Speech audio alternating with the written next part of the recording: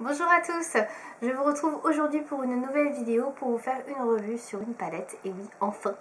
Je vous en avais parlé, je l'ai acheté je crois à peu près en même temps que les soldes chez Sephora. Il s'agit de la palette Anastasia Modern Renaissance. Alors bien évidemment, je sais, j'arrive bien après la bataille. C'est vrai que tout le monde maintenant doit avoir cette palette, en tout cas il y a énormément de revues sur celle-ci. Mais bon, j'ai quand même essayé de vous donner mon avis parce que je trouve que c'est important quand même et que j'avais juste envie d'en parler. Voilà, tout simplement. Donc, cette palette, je la trouvais pas super à la base, parce que ça fait quand même des mois qu'elle est sortie chez Sephora, et je me suis toujours dit, non mais pas plus que ça quoi, c'est pas des couleurs qui me correspondent, je pourrais pas la porter, ouais, bof, bof, bof. Et puis, je sais pas, ces derniers mois, il y a 2 ou 3 mois, je regardais des vidéos comme ça un peu au pif de filles qui faisaient des tutos avec cette palette là et je me suis dit oh bah c'est pas si mal quand même, ou alors ah bah tiens cette couleur là j'aurais pas pensé faire ça comme ça, c'est vrai que bon c'est coloré mais quand même c'est quand même joli, enfin ça change, ouais ça peut être pas mal et tout, bref je me suis renseignée sur des blogs etc, j'ai regardé des revues, elle était quand même super bien notée, les avis étaient quand même plutôt positifs, je me suis dit bon a priori ça a l'air d'être une super palette, elle est quand même très très bien notée un peu partout, donc bon, je me suis tentée, je me suis dit allez, je vais la prendre. Je l'ai prise que très récemment parce qu'elle était complètement épuisée chez Sephora et parce que j'attendais aussi un hypothétique bon de réduction qui n'arrivera jamais, on peut se le dire maintenant. Sephora ne fait plus de réduction sur les marques Too Faced, Anastasia, Kat Von D, etc. Donc c'est pas la peine d'attendre. Du coup, la seule alternative que j'ai trouvée, c'est d'utiliser mes fameux bons de 10% que je n'utilisais jamais. Et maintenant, ça va me servir, bizarrement. Voilà, parce que c'est les seuls trucs promo qu'on peut avoir sur certaines marques chez Sephora. Donc elle est vendue à 49 € chez Sephora, je l'ai eu donc à 4,90 € moins cher.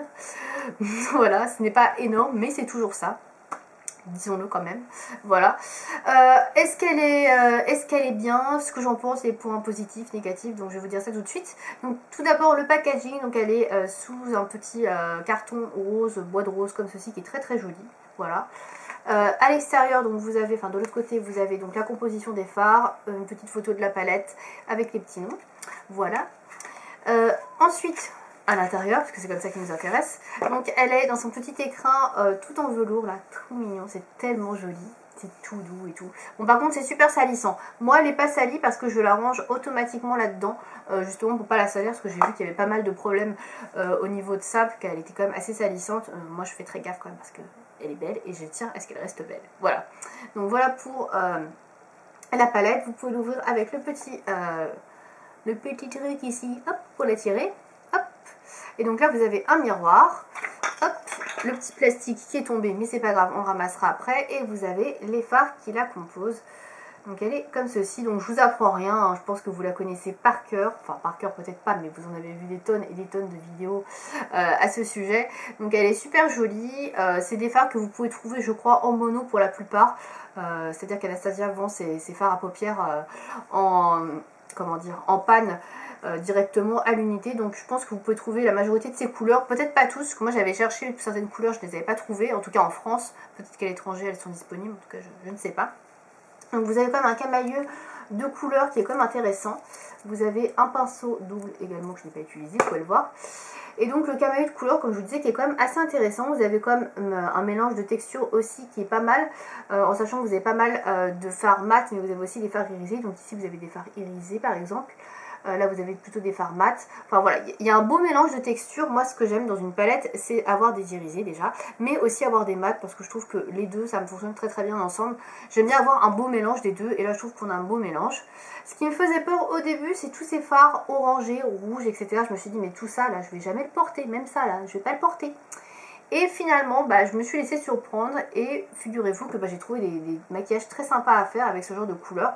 Et figurez-vous que c'est super joli. Alors certes, c'est beaucoup plus intense que ce qu'on peut voir d'habitude, mais franchement, ça vaut le coup d'essayer.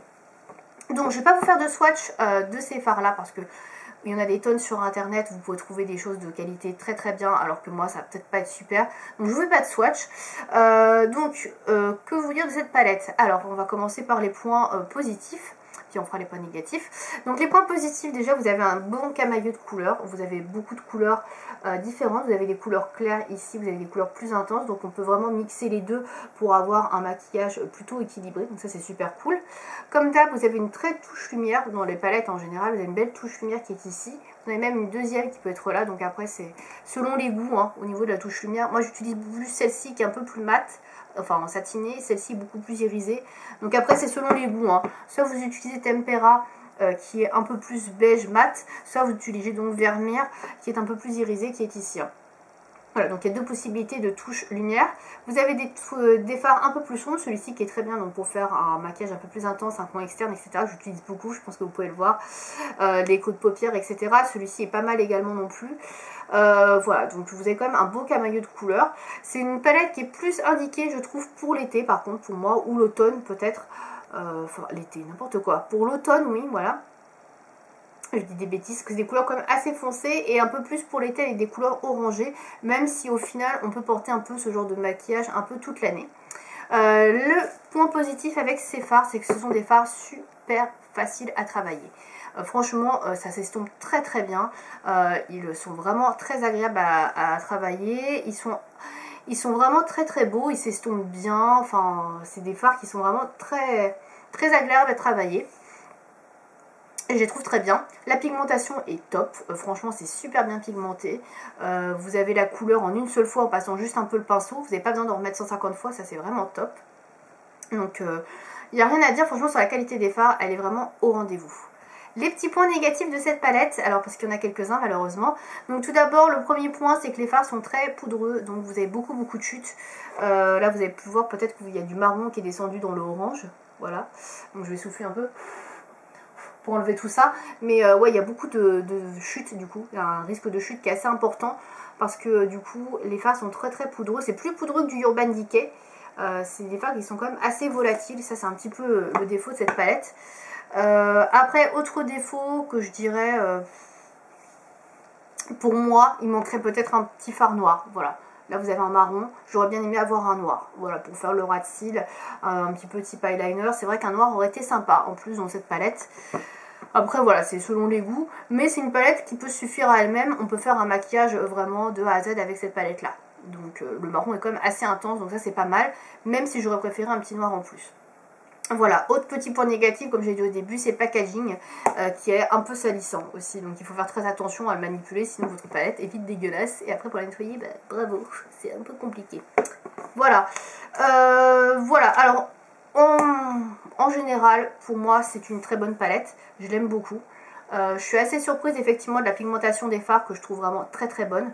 Cette facilité de travailler les fards également. Les fards foncés, on a peur, on se dit mince, on va se tromper et tout, puis finalement ils sont tellement faciles à travailler. Enfin voilà quoi, en réalité c'est une crème quoi à travailler, ça s'estompe bien, enfin c'est magnifique. Ça donne tout de suite quelque chose de fumé, enfin on n'est pas dans l'excès et je trouve que c'est vraiment de très très beaux fards. Franchement tous les fards sont beaux. Moi qui suis moins fan de mat, je les trouve très jolis les mats et à chaque fois que j'ai porté un maquillage avec cette palette, j'ai toujours trouvé très très joli. Que ce soit un maquillage un peu plus foncé, comme coloré ou même un peu plus soft. Je trouve qu'on peut faire vraiment de tout avec cette palette. Elle est un peu plus originale que les palettes dans la moyenne, mais c'est bien aussi d'oser un petit peu, d'aller vers du orangé, des rouges. Moi je n'osais pas trop, et c'est vrai que cette palette là m'a donné envie d'utiliser plus d'orangé, de rouge, et ça me va super bien en fait. Avec mes yeux verts, je trouve que ça met vachement bien en valeur mon regard, et franchement, voilà, cette palette est vraiment top pour ça. Elle m'a vraiment donné envie, et d'essayer autre chose et qui me convient très bien et qui me va super bien, donc franchement merci Anastasia. Voilà, donc la Modern Renaissance, très clairement moi je vous la recommande, je trouve que c'est une très très bonne palette. Franchement si vous ne connaissez pas les fards Anastasia, bah, écoutez, essayez cette palette, elle est super, les fards sont d'une très bonne qualité. Seul petit défaut comme je disais, il faut faire attention aux chutes, donc faites votre teint après plutôt, ce sera beaucoup mieux, et sinon bah écoutez, c'est du bonheur, voilà. Autant vous le dire tout de suite. Donc moi je vous recommande cette palette à 100%. Très franchement elle est super bien. Et bah franchement je ne regrette pas mon achat. J'étais un peu sceptique. Je me suis dit bon je sais pas trop ce que ça va donner. Et franchement bah souvent quand les palettes je suis un peu sceptique que je sais pas ce que ça va donner. Souvent je les adore. Et bah là c'est le cas. C'est une palette que j'adore également. Donc voilà.